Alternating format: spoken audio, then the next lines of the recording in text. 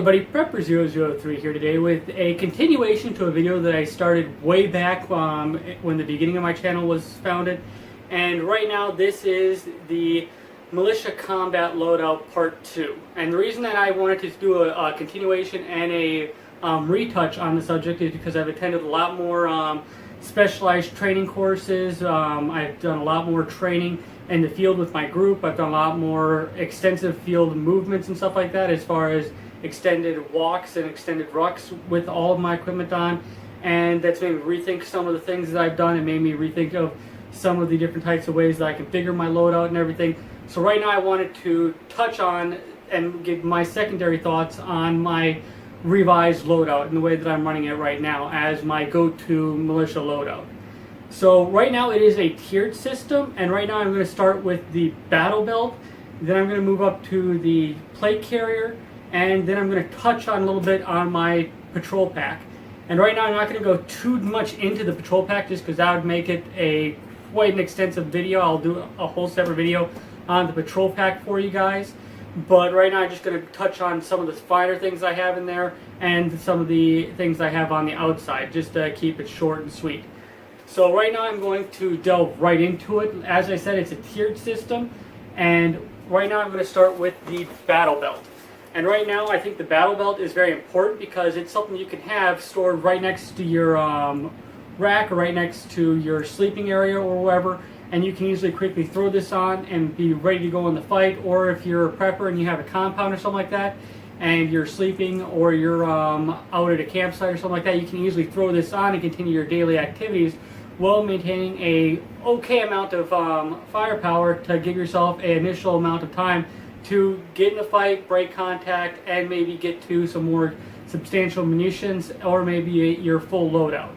So that's why I like the battle belt. It's something that you can very easily quickly throw on, don, and it's something you can easily take off. So right now I'm just going to go from pretty much a full circle of it. I'm going to go with the belt right here. The inner belt itself is a SOE belt right here. I don't know exactly which model it was, but it's been working very well for me. It holds up very well. The external belt itself is the HSGI Sure Grip. I really like the adhesive gel-like material that they have in here. It sits very comfortably on you and holds the loadout and really grips to you, so it's not moving or shifting on you at all. The holster that I have for my Glock 17 right here is a Safariland. I think the model itself is the 6377832, if you want to do any extensive looking on that. But right now the reason I went with this one right here as a level 2 holster is that I found that especially during the Wisconsin winters here and out in the woods, whenever we were doing a couple of different ruck marches, is that if you had to slip and fall some of the steep areas on the trails or in the woods themselves, and you have a level 1 holster with very little or even very strong retention, my Bravo concealment has a pretty decent amount of retention. I slipped and slid down a semi-steep hill. It was only like 20-foot slide, but still it was enough to grab the grip of my gun right here and pretty much pull it almost straight out of the holster. It still stayed in the holster, but at one point it was sitting like this, which is very unsafe, especially if someone was to get inside of that trigger guard, and it could cause a negligent discharge. So that's why I went with the level 2 holster. It's very quickly and easily able to get that gun out and get it back into the gun, well, into the holster. So that's why I went with the Safariland over the Blackhawk, which is where you index it. I like it having the thumb right here to where it's a very natural resting place for when I'm going to be gripping my gun. Next is going to be the dump pouch. I know a lot of people kind of get into the debate on drop your mag, quickly get your rifle back up into the fight versus retaining the mag in a dump pouch and what have you. But right now I like to have a dump pouch on you because there's a lot of things that you can do with this dump pouch. Whether it be putting a bottle in there for a little extra hydro if you're going to be going on a much more extensive patrol in some heated weather, or if you're going to be putting some stuff in there, maybe you're gathering kindling or something like that for your campfire or some other types of smaller things that you can easily quickly throw in there and be good to go. Whether it be just a chem light, throw it in there that you were using and that you're not using anymore, a signaling device, something you can easily quickly, instead of having to take the time to put it back in a proper pouch or put it back in your patrol pack. If something does happen, like you start to take fire, you can easily quickly throw it in there and get back into the fight. So that's why I like having a dump pouch, just as my personal opinion. Next is going to be my IFAK. I'm not going to delve, just to keep it a little short for the video, on what's inside of this. I have a separate video that I'm going to put in the description below that I did on what I keep inside of my IFAK and some of the things that my thoughts on why I carry some stuff and why I don't carry some others. The next is going to be the 2 magazines that I keep right here. I carry 2 AR-15 magazines and the 1 pistol magazine. Now right now, the reason I chose the HSGI mag pouch is because I can easily adapt this to the different type of weapon variants and weapon platforms or systems, however you want to categorize them, that I run, because I run and train with a lot of different firearms, whether it be my HK762, my PTR, AKs, or even ARs, all the different ones. I'm going and changing out a lot of different magazines, so not being restricted to having to change my full loadout and being able to keep these in the same place is something that I really appreciate.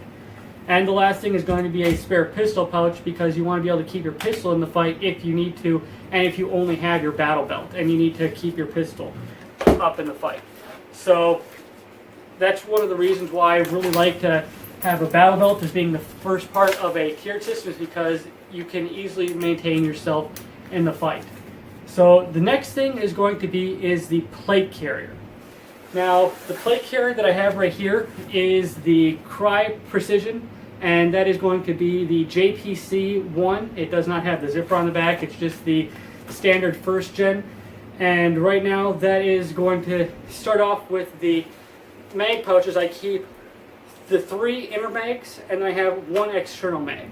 Now, the reason I kind of try to keep this area right here and over here slick is because I found that if I keep pouches over here, they can easily catch on my sling. But if I keep everything orientated up front here, I can still easily maintain myself and be able to still get very quickly prone and still be able to carry a pretty decent amount of ammunition on me for what I'm dealing with for a very minimalistic plate carrier like it is. So one of the reasons why I like the Cry Precision plate carrier is that, like I mentioned, it is a very minimalistic plate carrier. It handles everything that I need to, with also being able to quickly access my magazines and be able to quickly get them back into the pouch and be able to do tack reloads, speed reloads, and what have you. Now, I do have 1 extra pouch right here, which is a first spear pouch, and the reason I really like this one right here is because I can very easily get my magazine out and get it back in, and it still retains itself very well. As you can see right here, nothing's coming out of this plate carrier at all. Nothing's coming out of that magazine pouch, which is, I really love first spear stuff.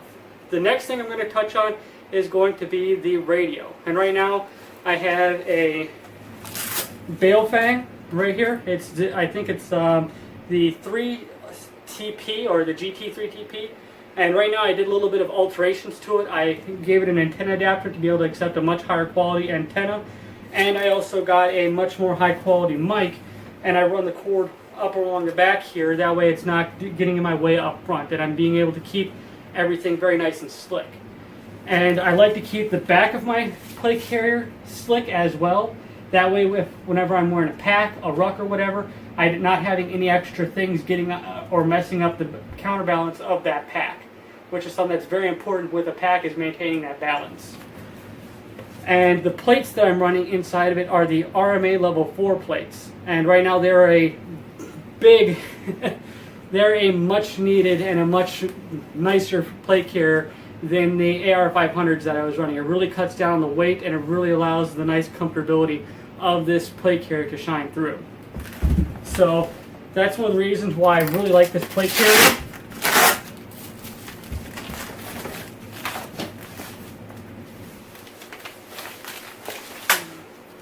Is that it's very easy, as with the battle belt, to be able to quickly throw on. And there you go. Now I'm ready to go with the battle belt and the plate carrier. And the one extra thing is that I do have is my tourniquet here. And right now I do retain this with rubber bands that I replace on a bi-weekly basis, because these rubber bands right here do get damaged by UV lighting and deteriorate over time. And the last thing you want to do is lose your tourniquet. But these are still pretty good in retention on that tourniquet, so I'm not going to lose it, and I haven't lost it. Now, right now, I did run this plate carrier setup for a Rockwell Tactical Group carbine course, and that was the 201 course. I really got down to use this plate carrier in a lot of different shooting positions. I got to use it through a couple of different militia training events, and I really like the setup as I have it right now. As you can see, it sits very well on me. It covers the key vital areas on my body, and it also allows me to have a pretty considerable amount of ammunition with the 6 magazines that I have on me and the 1 magazine that I have in the rifle. And the rifle that I pretty much keep it set up as is right here. I've done a separate video on this one as well, but the one thing I wanted to mention with the rifle is that I predominantly carry a 60-round magazine inside the rifle for in case I'm ever on a patrol, God forbid, and I'm having to use my firearm, and for some reason we do come under contact. Having those extra 30 rounds inside of my magazine is going to allow me to stay in the fight just a little bit longer with not having to worry about magazine changes or everything else. And I also have run this exact Surefire magazine for an extensive period of time, even ran it through the Rockwell Tactical course, and I haven't had any hiccups with it at all. And that was even using it with the heavily carbed up bolt with the suppressor on here. So I've been really surprised with the reliability of the Surefire. Right now, I know that there's some people that have had other instances with it where they've had issues with the feeding, but I haven't had any issues with mine personally. So that's just the reason why I wanted to get the rifle out. The last thing that I'm going to talk about is going to be the pack here. And right now, I'll bring it up here to level for you guys. And right now, I keep 4 magazines on the outside of this pouch, on the outside of the pack. And the reason why I do that is that if I need to resupply my main kit right here, I can very easily take the magazines from here to resupply myself if I ever am in a firefight and I need to resupply myself. And if this can also be used, if one of my buddies is running low on ammunition, he can very quickly come up behind me, take a mag out, and be good to go after he lets me know. Right now, I also carry a Camelback in here, as you can see. Definitely need that hydro. Then I also carry a canteen in here. I have a small stash of tarp shelter. Then I have a little bit of smaller things in here. I mainly also do have a schmog in there as well to cover my face in case of certain type of things. I also do have a rain poncho in there as well. Then I'll go into more extensive things than that on the second video covering the patrol pack. But the main thing I wanted to get is that I do have hydro in here. I have another canteen or 2 depending on how long it will be, and I also have an MRE in there as well. And then can't forget the electrical tape. And that's going to be the main thing is that I really do, there we go, is that I really did want to cover was just kind of how I thought about things before. I know that a lot of people really knocked my previous setup because of the weight, and I can understand that. Right now I've cut it down extensively, especially from trying to store a secondary chest rig inside of inside of my ruck and other things along that kind of thought process. The other thing that I will mention is that I moved away a little bit from using chest rigs for the most part, depending on the loadout, and that is because I really think that having plates, especially in an SHF scenario, is going to be something that's going to be highly recommended, because we're not always going to have the needed medical professionals and the medical places to give ourselves extensive life-saving aid. And we might have a IFAK to keep ourselves alive in the instance for that key golden hour, but after that, as far as giving yourself the extra needed care, the extensive care for the wound, the surgery, and everything else, we might not have that. That's what I think is giving yourself that extra bit of protection is something that's key and needed for those that are you that are in a militia. And right now, that's pretty much it. Like I said, I'm going to do a whole separate video on the patrol pack just because I know that there's a lot in there and there's a lot of time to go over that. But I really want to hear what you guys think on the key aspect of the loadout here. And the last thing I'll really touch on is that yes, the patrol pack is coyote brown. My battle belt was brown. I spray painted it and it's been holding up all right. But if it comes down to it and an SHCF scenario does happen, I have a couple cans of rattle paint in the barn and I can just easily just paint that. So right now, thanks for watching. I really appreciate it. I really want to hear what you guys have to say. I really like to read the comments below in my previous video on this topic, and I really am expecting to hear a lot of good stuff from you. And last part is just thinking about it. The small admin pouch right here, I do carry just a small light, a very small stream light, and my suppressor paperwork. So that's all I carry in here. So thank you. Have a great day. Prepper003 out. Thanks for watching.